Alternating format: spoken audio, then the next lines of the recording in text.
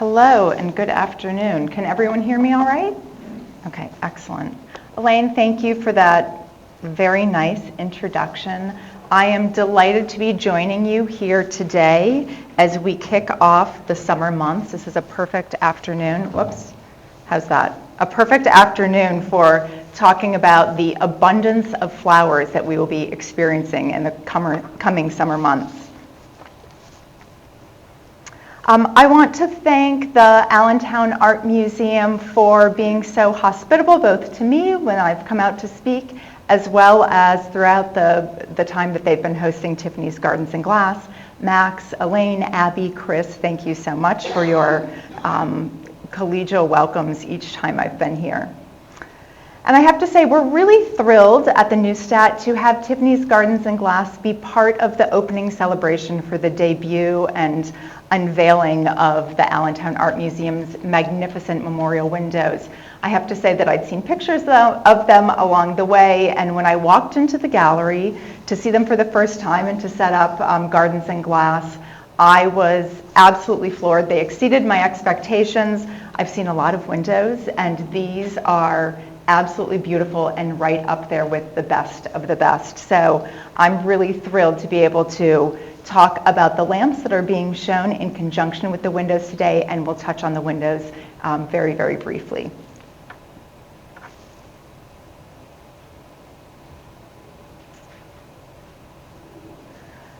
So I wanted to give you a roadmap for where we will be going in today's presentation. I always personally I like to know what to expect.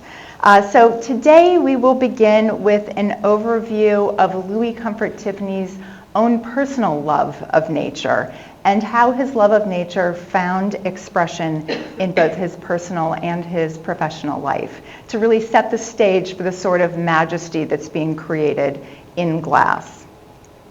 Then we're going to take a brief look at the landscape windows that were made under his direction, but we're really going to focus on the floral lampshades today.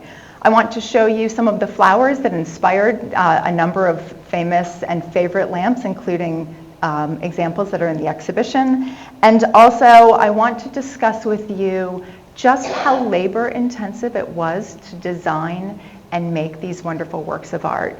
I know that in my own sort of personal Tiffany journey, learning about the people and the artistic decisions that went on sort of behind the scenes has hugely enhanced my own appreciation of these objects. So I hope that you will leave today, go into the galleries, and take sort of a new look with new eyes at these objects. And then to conclude, I want to show you a few examples of Tiffany's blown glass that feature wonderful flowers, just to sort of tie Tiffany's glass journey all together. Okay, and I'm going to ask for your patience because I'm both advancing on my computer and with this clicker, so it's a little bit like spinning plates, so bear with me. So let's begin first with a look at Louis Comfort Tiffany, and I wanted to begin with this painting because I think it really sets the tone and makes manifest just how much Tiffany loved nature and how comfortable he was being surrounded by flowers and sunlight. The abundance of shapes and colors, this love of nature in all seasons, but especially spring and summer, dominated his creative life, and this love was transmitted to the many people that he was employing in his Tiffany studios. Just to make sure that we're all on the same page, I want to note that there are two Tiffany's. So there's Louis Comfort Tiffany, but there's also his father, Charles Louis Tiffany, who was the founder of Tiffany and Company, the jewelry and silver emporium. Louis Comfort Tiffany began his professional life as a painter. I'm showing you here two of his floral canvases. And in pretty short order, he branched out into interior decoration. But he remained a painter the entirety of his life. And we will see the different ways that, again, this love of nature found expression in a variety of media, but especially glass.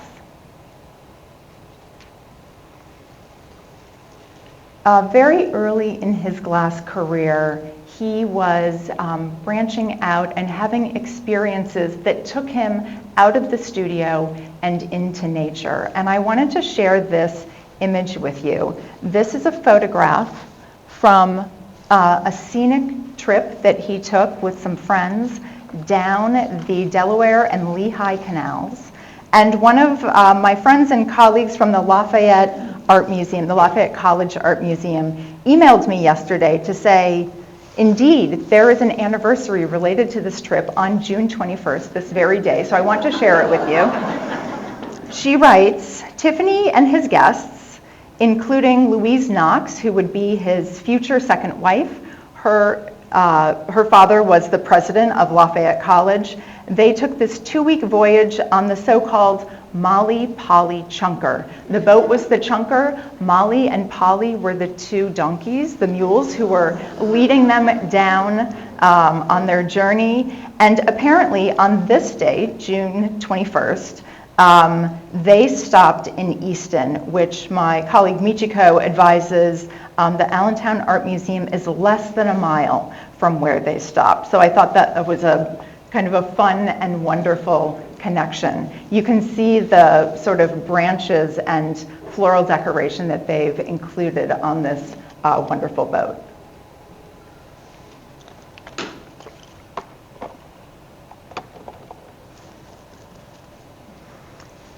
Tiffany was also an ardent supporter of early botanical gardens. He served on the board of the New York Botanical Garden, had a special affinity for their rose garden, donating money and lending support.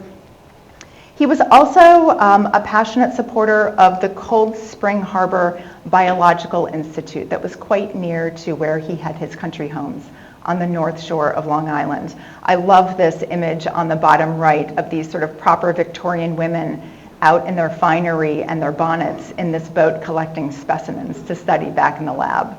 So very early on, he was interested not just in celebrating and enjoying flowers, but really promoting the study and collection of natural species.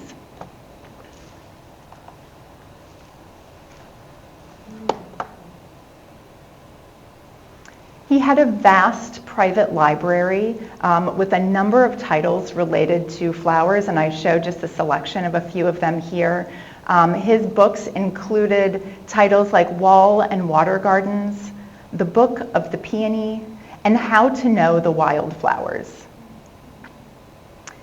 He also owned volumes devoted to the wildflowers of New York, and this was an important book that was put together by a gentleman who was the New York State botanist, who was a famous author. And he devised this wonderful contraption that you can see in this photo here, sort of a little house, a little greenhouse where he would clip specimens, pin them to the back wall, quickly photograph them while they were fresh and beautiful, and he reprinted these in his books.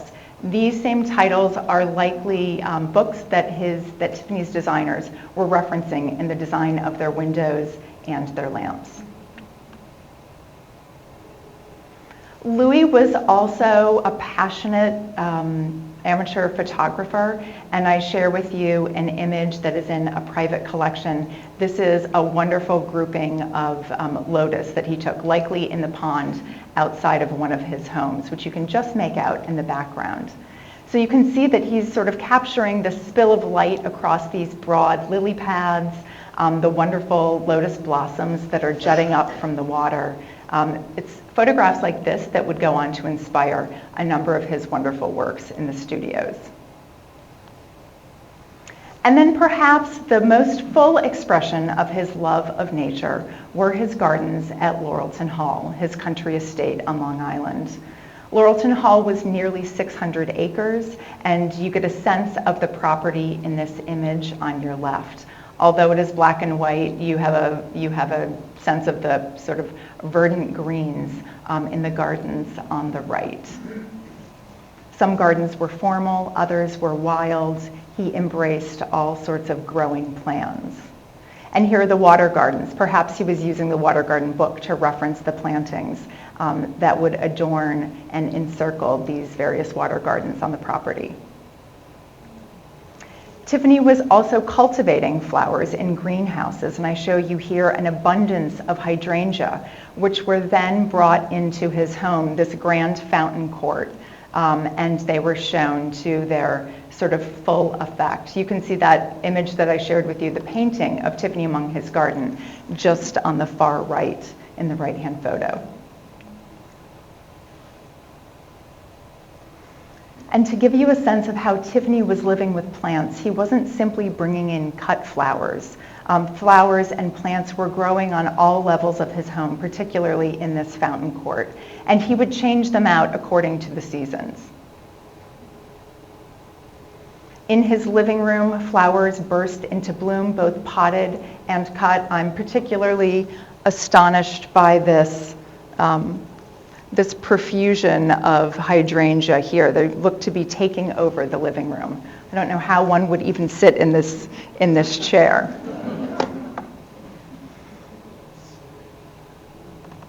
So to say that he was devoted and interested in flowers, I think in some ways is an understatement when you look at this image. It's not simply vases of flowers adorning his desk.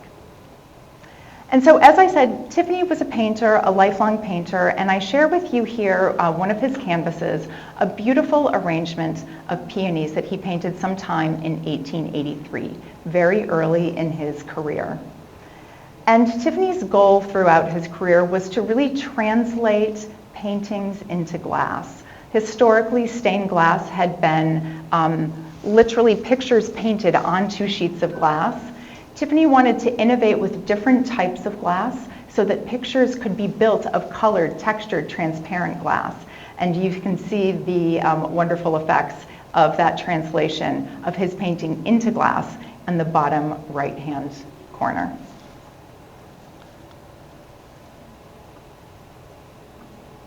So let's talk a little bit about how Tiffany affected this translation of nature into glass. His love of color, and colored glass in particular, began very early in his career. He wrote, "All my life, I've had a fancy for collecting bits of glass.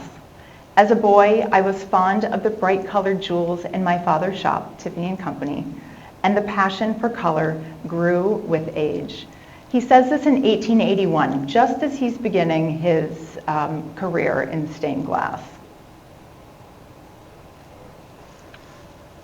And so over the course of his 50-year career, he opens a number of companies, the largest and most famous of them being Tiffany Studios, and I'm showing you two of the locations here on the screen. There are showrooms as well as studios on Madison Avenue. This is the image that you're seeing on the left, and glass furnaces in Corona, Queens on the right. So I just want to give you a sense of how large his artistic production and studio really were. At the height of his production, he was employing several hundred people, both men and women. And here I'm showing you images of men in both the shade department as well as the window department.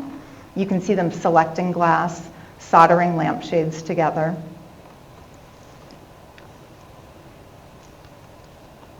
Whoops. But I also want to introduce you to Clara Driscoll and the so-called Tiffany girls, as well as Agnes Northrop.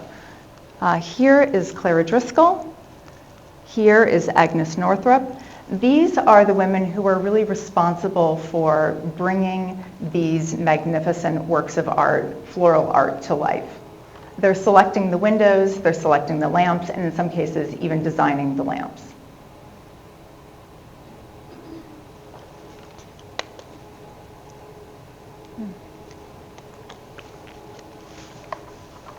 So how did they come up with their ideas for these beautiful works of art? It really began by consulting nature, visiting gardens, but also taking photographs and studying photographs that were provided to them. Also, a number of the books that Tiffany owned were made up of a library that was available to his designers as well. So the images on the screen are some images that are also in the exhibition. You see on the top left a study of these wonderful peonies. I love this image because the peonies have been cut and arranged in such a way where you can really make out the leaves, the blossoms, the buds. It really is very much a study, a preparatory study for lamps and windows.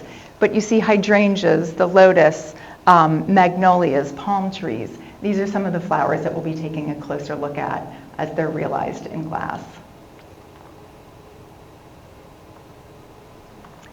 So to gain inspiration, they're consulting photographs and watercolor drawings, but then they are also making incredible use of the glass that Tiffany was producing at the Tiffany furnaces. Tiffany's innovations in glass transformed this century-old medium. Tiffany was employing chemists who were, excuse me. Tiffany was employing chemists who were coming up with new formulas for multicolored glass. While the glass was molten, they would manipulate it into different shapes and textures, as you see here. And so there was really this extraordinary color palette and texture palette that were available to Tiffany's designers. Let's take a look at some of Tiffany's landscape and garden windows.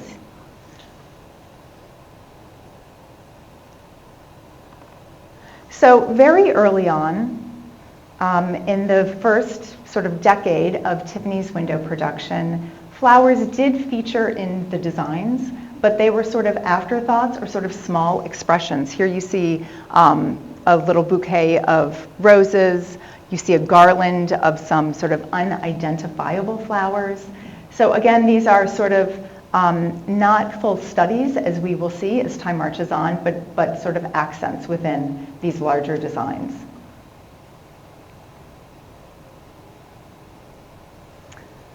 As time marches on, in just a few years within his production, within the 1880s, Tiffany's designers do begin to create these extraordinary windows that are studies of profusions of blossoms. On the bottom right, you have a wonderful vase featuring irises and these wonderful peonies in full bloom as sort of a cornucopia flanked by fish bowls with goldfish swimming around. So these are the early moments of Tiffany's exploration in exploring flowers in glass. All of this really changes when he hires Agnes Northrop. Agnes Northrop joins him in 1884. She stays with him for the entirety of her career, some 50 years, and transforms the kinds of windows that he is presenting. Here you see an image of Tiffany and Agnes Northrop on the right, sketching on a trip in France. They worked very closely together, Tiffany approving her designs and Agnes Northrop seeking his input as she's working through ideas. Now, Agnes Northrop was well recognized in her day, despite some sort of squawking that historical fiction works have brought up recently about the women really not getting their due during their lifetime. Indeed, some of these women were well known, and Agnes Northrop certainly was. She was producing these transformative floral windows and even won an award at the Paris Exposition of 1900. This is one of her windows, a really phenomenal magnolia window that was featured in that World's Fair.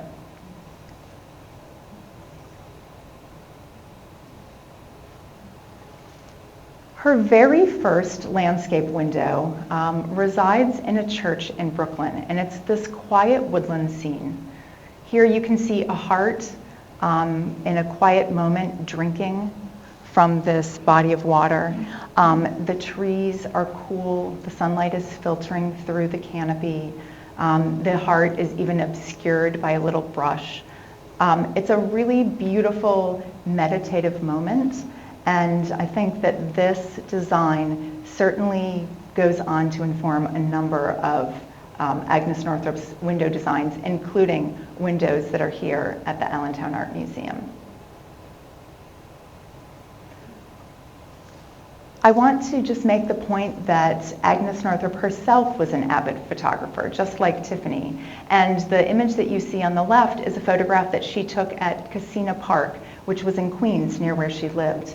And this window absolutely informed the design of this window. You can see that the rocks, the placement of the rocks in the stream are nearly identical to those that are featured in the window. So this conversation back and forth between photography and window design was profound, particularly with the windows. And after having seen the Heart and Stream window, I think you can see the indebtedness of Allentown's windows to those early designs. Again, you have these rivers of life and a tumble of water over these rocks. These are features that show up time and again in Tiffany's landscape, particularly landscape memorial windows. But I have to say the expression of the water tumbling over the rocks is absolutely profound in the window here at the museum. I was left sort of speechless by how beautifully this was rendered as the water washes over the tops of some of the rocks and streams around others. It's a very naturalistic effect, and it was handled so beautifully by not only Agnes Northrop, the glass designer, but also the glass selectors. So while Tiffany was creating a number of landscape memorial windows designed by Agnes Northrop, Northrop was also designing windows for private homes. And I wanted to share this window with you. It's been getting a lot of buzz. It's recently been acquired by the Metropolitan Museum of Art, sort of concurrently with Allentown Art Museum's acquisitions. But I think this window is particularly important in understanding Agnes Northrop because the watercolor sketch, the proposal, has been preserved in the Met's collection, and you can just make out her signature. She was very proud of these window designs and signing her name to her designs. And here is the full expression of this window. So this is a beautiful garden scene that was made for a grand private home just outside of Pittsburgh. It was created for a woman named Sarah Cochran, and it has recently been installed, I think just in November, at the Metropolitan Museum of Art. So if you're in the city, I would encourage you to stop by and take a look. It's quite a different experience from the windows here, but equally beautiful. Tiffany was designing other windows for private residences, windows on a much smaller scale, and a couple of which are featured in Tiffany's Gardens and Glass on loan from the Neustadt collection, and I show one of these here. This is quite an unusual window in that it is a tropical scene. You see a banana plant featured, a palmetto tree, and cacti. Here are some of those sacred lotus that Tiffany had photographed peeking out as accents in this window. And again, you can see the indebtedness to photography. Here's another quiet scene. I should say we don't know where these three windows on loan from the Neustadt were originally installed, but undoubtedly they were in some kind of small private home. Probably a home that was quite grand, but maybe not as grand as Sarah Cochran's, because that window is sort of monstrous and fills up one end of the Engelhart Court in the American Wing at the Metropolitan Museum. These are much more intimate. And also this lemon tree and grapevine window. This has the sort of verticality of Allentown's memorial landscape windows, but the subject is quite different. Not a memorial, and likely created so that it would sort of bring the outdoors in throughout all the seasons. And it's a wonderful example of the kind of magnificent glass artistry that was available at the Tiffany Studios. I show you here on the left examples of green glass, all shades, all types, spotted, wavy, rippled, various translucencies. This is the sort of glass that was being made at the Tiffany furnaces. This comes from the Neustadt's Tiffany Glass Archive. And you can see that these different types of glass, all these different shades of green, are used to wonderful artistic advantage in these large leaves for this grapevine.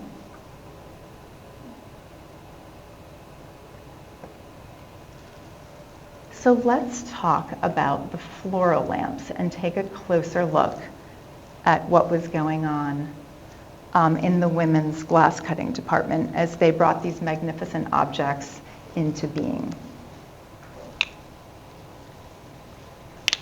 Whoops.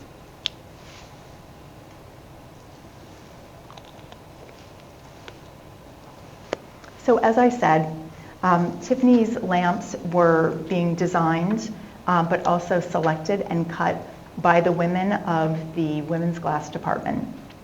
Clara Driscoll is thought to be responsible for a number of the designs, although only a few of them can be directly attributed to her, and I'll point those out as we go forward.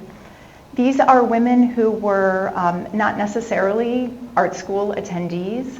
Tiffany was very happy to hire women who had an artistic bent and talent that could be cultivated at the Tiffany studios. He believed that women had a better color sense than men. Also, their small fingers were better suited to working with all these tiny pieces of glass required in the lampshades. And Tiffany was very much on the forefront of expanding the field of stained glass windows, lamps, and mosaics to women. So what sorts of objects were they making? Well, here I show you again the study of peonies that we already looked at, but I'm pairing it with an image. It's a watercolor study of these same flowers, but in a variety of colorways. It's this kind of preparatory study that would go on to inform objects like this. And you can see how beautifully these have been designed. How beautifully the peonies have been translated into glass. I want to direct your attention in particular to buds like this.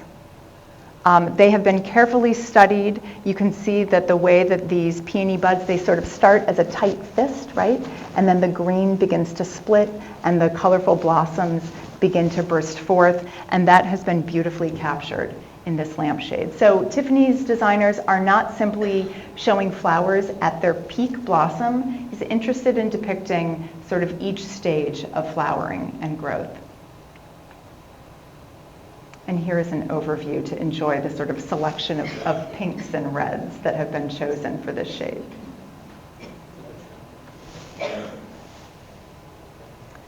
Clara Driscoll is responsible, we know for sure, for the wisteria lamp. This is, of course, one of those iconic Tiffany lampshades. And I'm pairing it with two photographic images that seem to have served as studies, both for windows featuring wisteria vines as well as this lamp. And I love that you get a sense of this kind of twisted, gnarled trunk on the wisteria, which is featured here, of course. The sort of pendulous blossoms, the way they hang off the branch. But I love, too, this photograph where they have snipped a specimen and pinned it and sort of mounted it with the leaves splayed so they really could get a sense of the different shapes of the leaves. These sort of long, pointed leaves are very much featured here, extending off this bronze armature, this branchwork at the top of the shade. So a careful study of nature is informing the design of each of these lamps. And here again, we have two wisteria lamps in our collection, so I'm showing you both of them. This is the second. And I think you can perhaps appreciate from this photograph on the right the beautiful coloration going from this lighter purple lavender down to this deeper rich purple in a similar way to this lampshade. Even small blossoms, tiny, tiny blossoms like this apple blossom featured on the screen, were beautifully and sensitively translated into glass. Take a look at these brilliant pink buds, these sort of deep pink buds that are also featured in this lampshade on your right. And just a closer look. These are certainly a simple form, but a lot of care and attention has been taken to select even sort of the most interesting and beautiful arrays of whites, with these sort of translucencies as though the sun is actually filtering through the petals of the apple blossoms.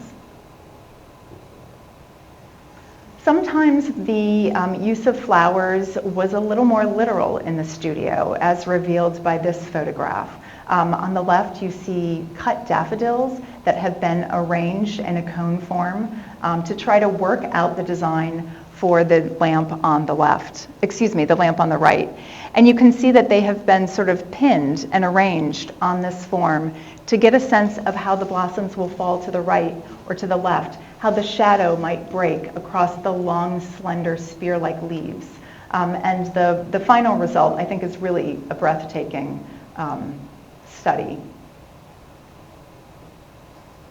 And here you get a sense of, again, the overview, which I think is wonderful to see. This is an interesting shade because so much of it is taken up by the green leaves. It's really just sort of a frame of brilliant yellow daffodils around the kind of apron of the shade.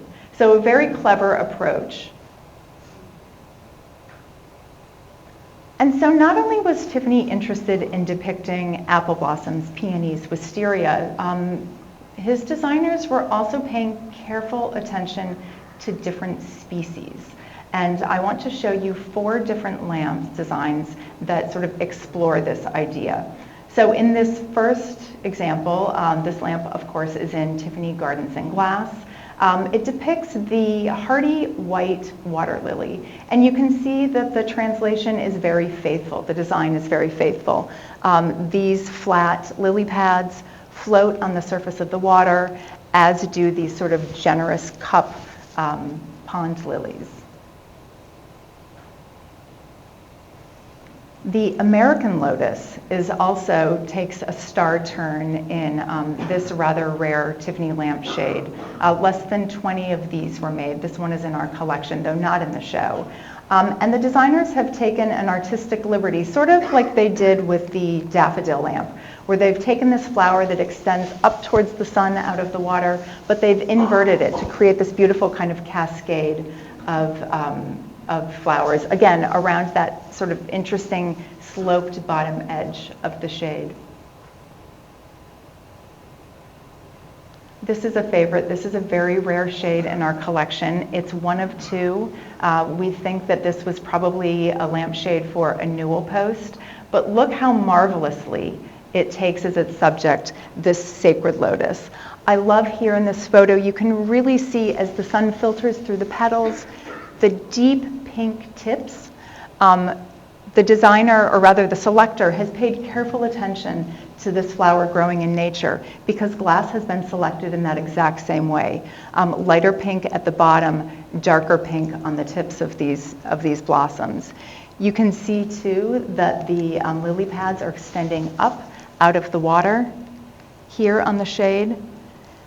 And I was always a little confused by this sort of patchwork of color at the bottom of the globe, but I've come to realize that in fact that is the reflection of the flowers and the leaves on the water. And you get a little bit of a sense of that in the photograph here. But the pink of the blossoms is being captured in a very abstract way at the bottom of this globe. So this is really kind of a marvelous artistic expression. I think it's actually one of the best lamps that perhaps the Tiffany Studios was creating because it's so faithful and so delicate and so beautifully expresses these flowers as they grow in nature.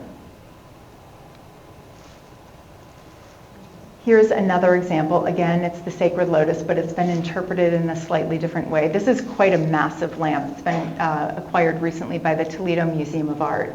And you can see that this is an altogether different form. The flowers are much broader. They're making up this beautiful apron, which obscures, I hope you can make out, these blown glass shades, which are covering the electric light bulbs. This base is glass mosaic. This is really sort of an illuminated sculpture. It's massive and quite a contrast to the more sort of intimate globe that we were just looking at. And then this lamp is so interesting. It too is inspired by the sacred lotus, but in a rather unexpected way. Rather than featuring and exploring the blossoms, it takes as its subject these generous sort of cup-shaped leaves. And can you make out the veining on some of these leaves? It's absolutely been replicated in the solder lines. for this shade. So it's really quite a faithful translation, even though it looks like it would perhaps be sort of a simple geometric. It is very much a nature-based design, quite unusual though.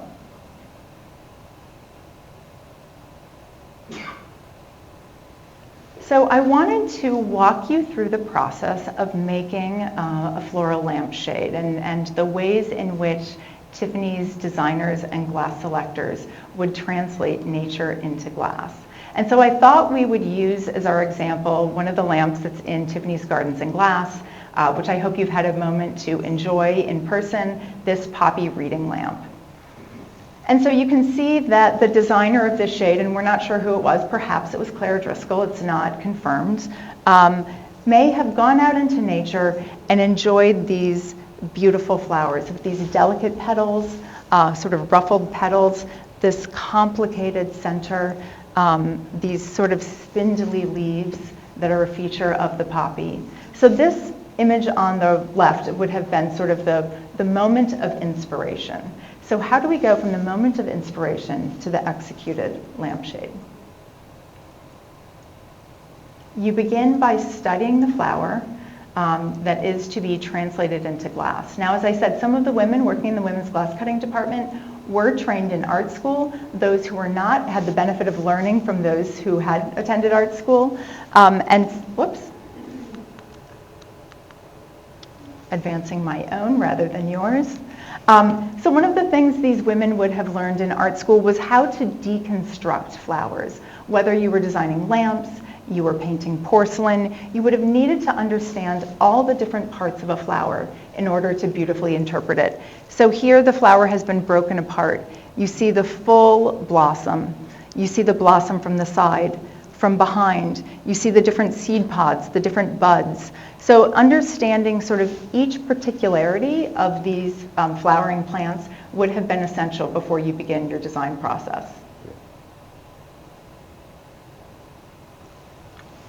Once you had settled on sort of a general scheme for a lampshade, the next step would be to render it in watercolor.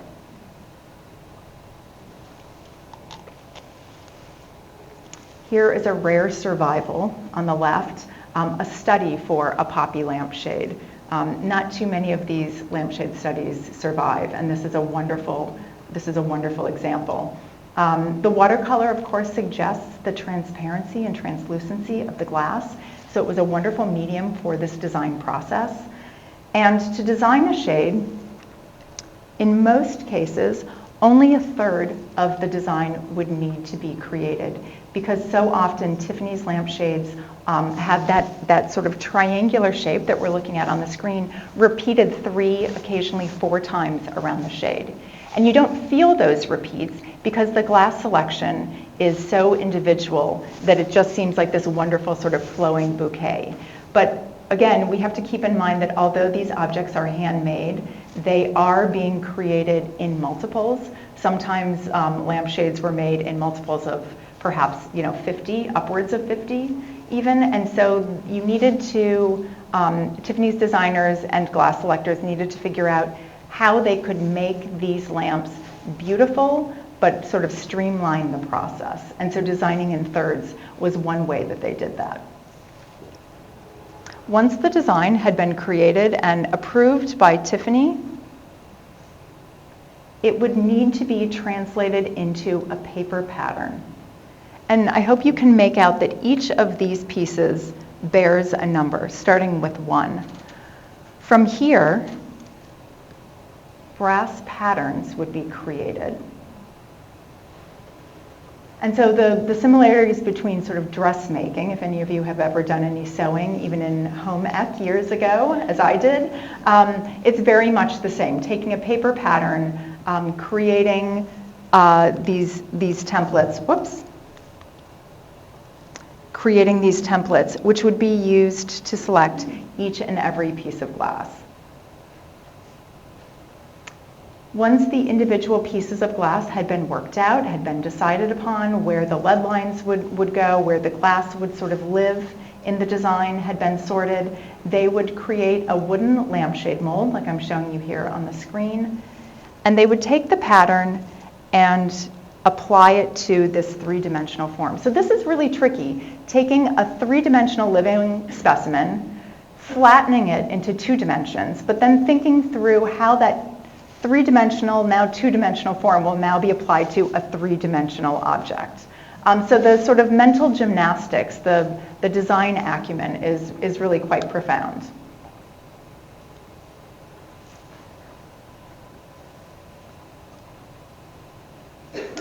Whoops. And so once the design is approved, the pattern has been created, the templates have been made, the lampshade mold has been turned, now the true artistry begins.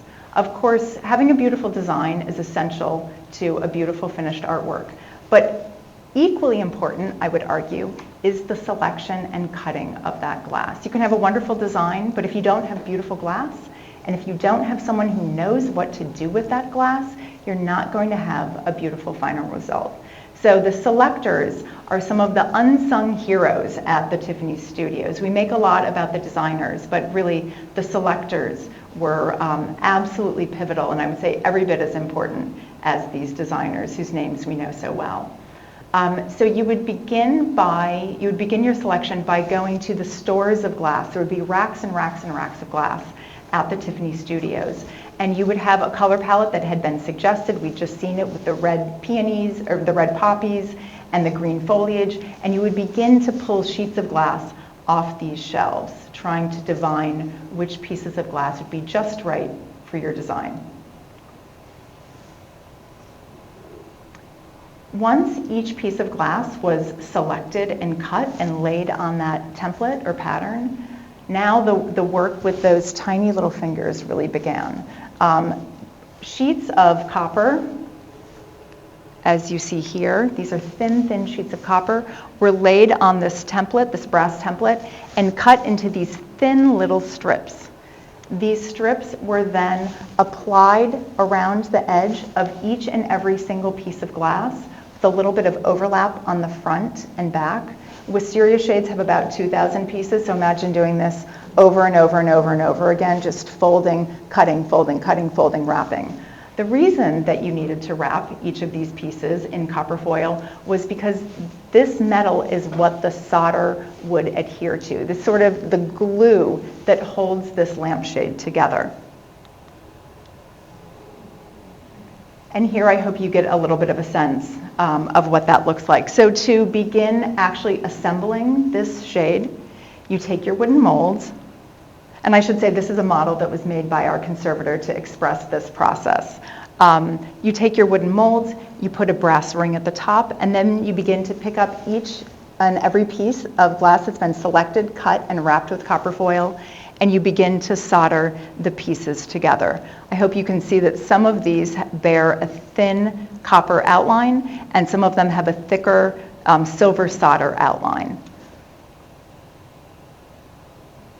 So you begin to solder each piece sort of down and around the shade to build them. And here again is this photo I showed you earlier of these men assembling lampshades in the studio. I particularly love this photo. You see these piles of completed lampshades up on the shelves. I can hardly imagine piling up Tiffany lampshades like that now.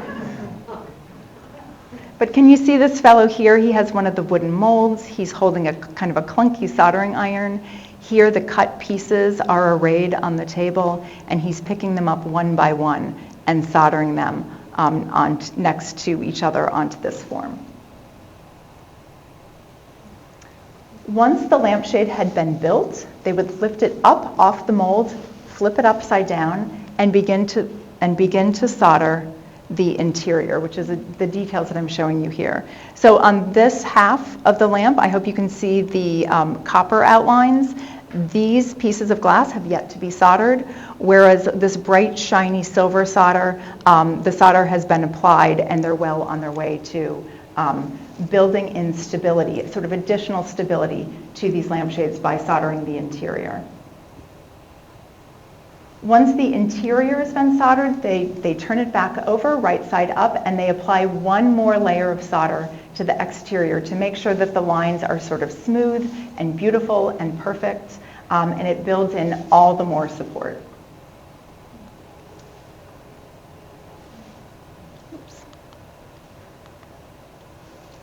So let's just return for a moment to the poppy shade that we have been considering.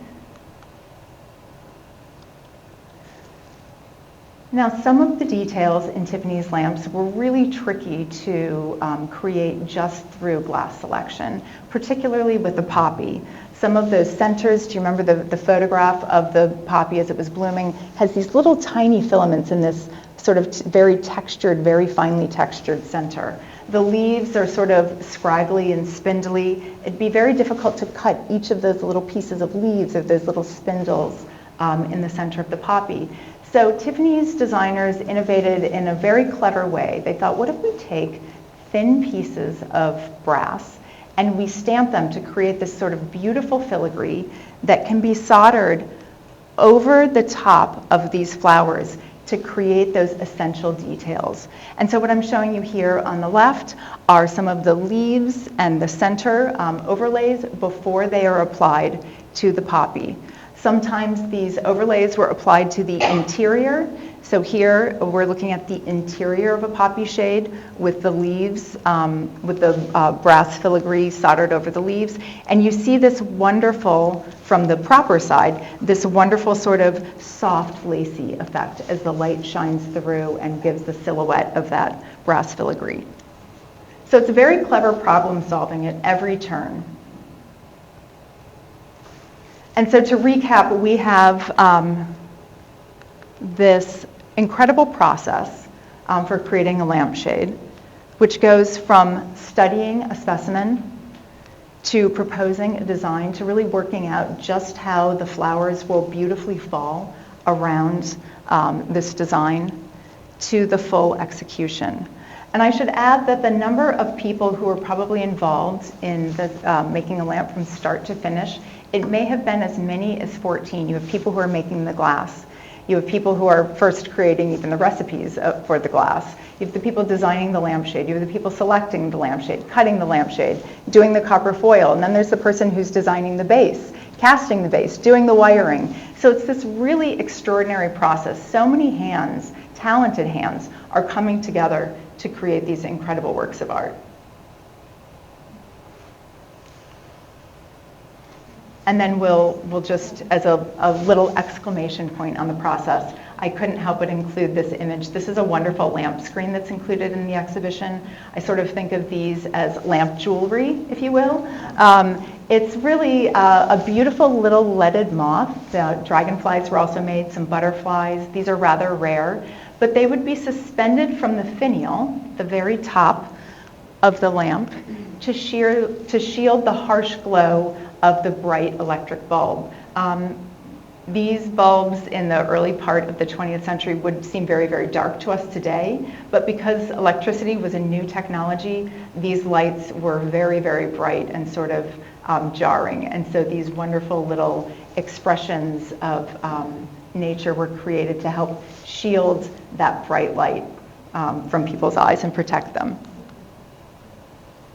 So to conclude today, I just wanted to show you a couple of examples of blown glass that take as their subject some of the same flowers that we've been looking at with the lamps. So here is a magnificent paperweight vase, formerly in the Doros collection, one of the top 3 leading collections in the country, which was recently auctioned off at Sotheby's. But you see these beautiful sort of papery, sort of effervescent poppies featured on this beautiful vase. So too, you see these delicate sprays of apple blossoms adorning this, this beautiful, very quiet vessel. And I hope you can see just how magnificently these have been rendered in glass. So much care was taken, not just with the lamps and the windows, but also with the blown glass. There's such a fidelity to nature here, even in a vase that is maybe only about this large. And then this is an absolute stunner and one of my favorites. This beautiful peony. Very, very sculptural. This is a carved cameo piece. But you can see, again, where the study of these beautiful flowers has also found incredible expression in blown glass. The sort of little, the fuzzy center of the peony in blossom, the way that the petals sort of curl, it's also beautifully expressed even in blown glass. And so I wanted to end today with this quote. This is something that was published in an article that was from 1906 by someone that was one of Tiffany's friends, an author named Samuel Howe. And he described Louis Comfort Tiffany in this way. He says, "For years, a painter, this painter, has given himself up to the peculiar study of transmitting beauties of nature to elements of decoration. The garden is his school, the flower his companion, his friend, and his inspirer." And it is this inspiration that Louis Comfort Tiffany experienced throughout his life that he sort of gifted to his designers and glass selectors that allowed them to carry out his beautiful vision of nature for all of us to continue to enjoy today. So thank you for your attention today.